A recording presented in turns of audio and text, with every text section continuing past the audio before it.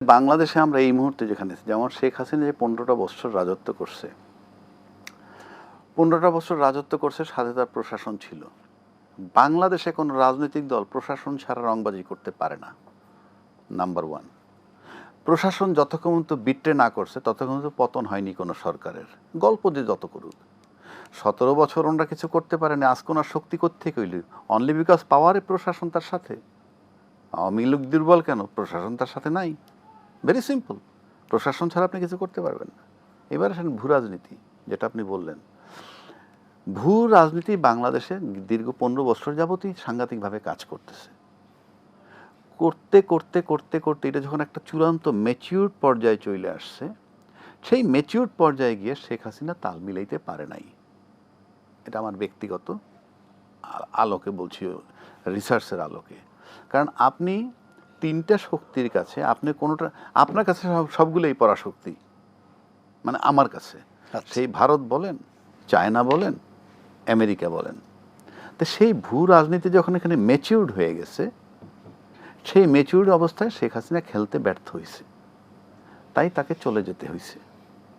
একইভাবে যদি এখন আসেন, আজকে মনে করেন আমাদের মাননীয় প্রধানমন্ত্রী যিনি আছেন, তাকেও একটু ফরেন পলিসি চুজ করতে হবে।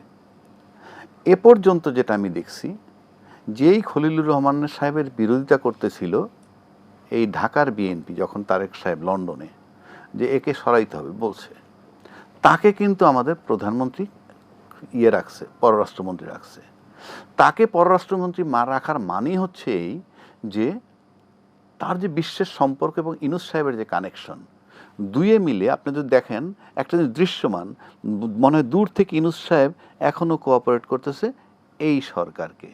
এবং আপনি একটা জিনিস দেখবেন, এই জাতিসংঘের যে ভোটাভুটি হইল, সেখানে কিন্তু চায়না খলিলুর রহমান সাহেবকে ভোট দিচ্ছে, যেই চায়না কিন্তু আমেরিকা বলয়ের বইলে ধরা হয়। কিন্তু চায়না তাকে কেন ভোট দিছে? চায়না ভোট দিছে এই জন্য যে এখানে ভূ রাজনীতির নামে যদি আমেরিকা চায়নার সাথে কোনো দ্বন্দ্ব হয়, সেটা মিট করার জন্য ক্যাপাবল লোক একটাই আছে, Khalil. There is no second man in Bangladesh. কারণ খলিল সাহেবের অ্যাকসেপ্টেন্স আছে আমেরিকার কাছে, খলিল সাহেবের মেধা আছে দুই দেশের সাথে কথা বলার।